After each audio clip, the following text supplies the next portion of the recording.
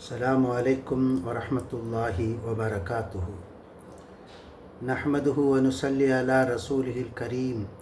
أما بعد فقد قال الله تعالى في محكم التنزيل: أعوذ بالله من الشيطان الرجيم. بسم الله الرحمن الرحيم. إن هذا القرآن يهدي للتي هي أقوم.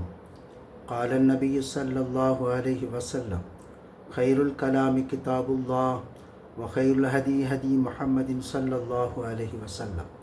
صدق الله العظيم وصدق النبي الكريم. ربي أوزعني أن نشكر نعمتك التي أنعمت علي. اللهم اغفر شيوخنا ولجميع الحاضرين برحمتك يا أرحم الراحمين. அன்பிற்குரிய அல்லாஹ்வின் நல்லடியார்களே, தாய்மார்களே, சகோதர சகோதரிகளே, முஹர்ரம் மாதத்தினுடைய ஒரு துவக்க நிலையிலே நாம் இருக்கிறோம். இந்த மாதத்தினுடைய பல்வேறு சிறப்பு இயல்புகளிலே ஒன்று ஆஷுரா என்கிற இதனுடைய 10வது தினம். இந்த தினத்திலே நோன்பிருப்பதை நபிகள் நாயகம் ஸல்லல்லாஹு அலைஹி வஸல்லம் நமக்கு சுன்னத்தாக ஆக்கியிருக்கிறார்கள். நபி ஸல்லல்லாஹு அலைஹி வஸல்லம் மக்காவிலிருந்து மதீனாவிற்கு வந்தபோது யூதர்கள் நோன்பிருக்க கண்டார்கள்.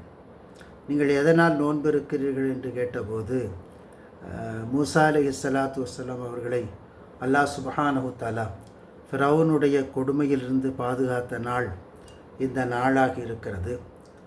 நைல் நதியில் மூழ்கடிக்கப்படாமல் பாதுகாக்கப்பட்ட நாளாக இந்த நாள் இருக்கிறது.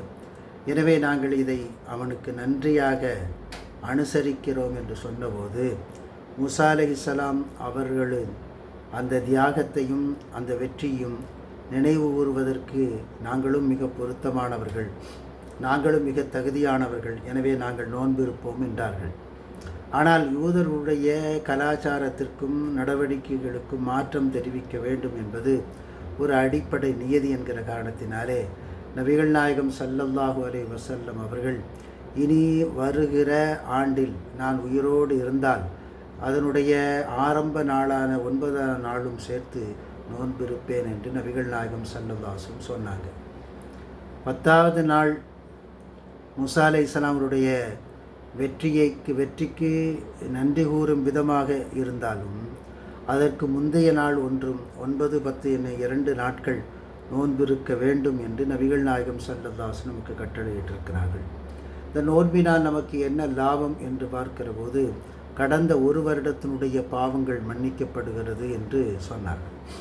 பாவங்கள் மன்னிக்கப்படுகிறது என்று நாம் சாதாரணமாக படித்துவிட்டு அல்லது கேட்டுவிட்டு கடந்து போகிறோம்.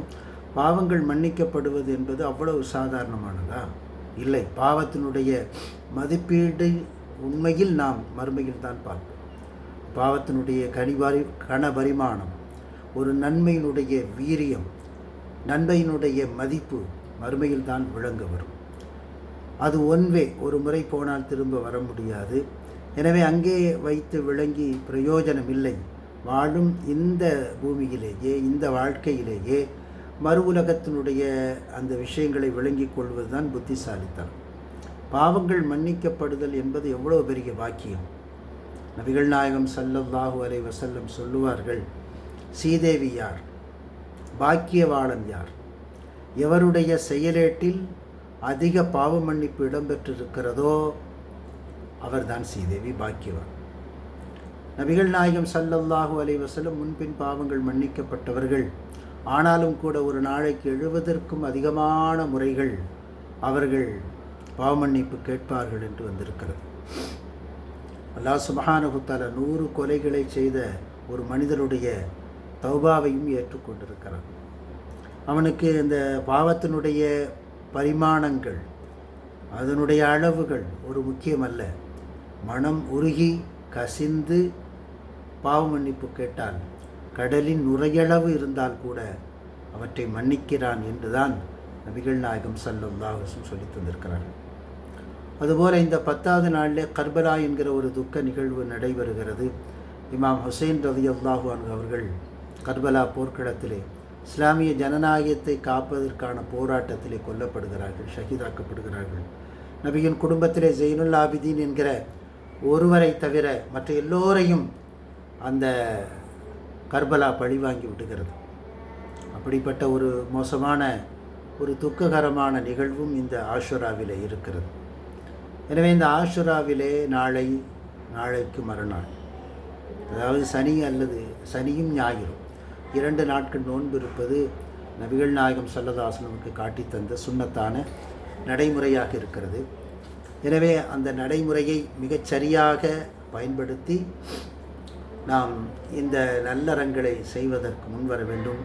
அல்லாஹ் சுப்ஹானஹு வ தஆலா தௌஃபீக் செய்வானாக. வாஹிர் தஅவானா அல்ஹம்துலில்லாஹி ரப்பில் ஆலமீன். அஸ்ஸலாமு அலைக்கும் வரஹ்மத்துல்லாஹி வபரகாத்துஹு.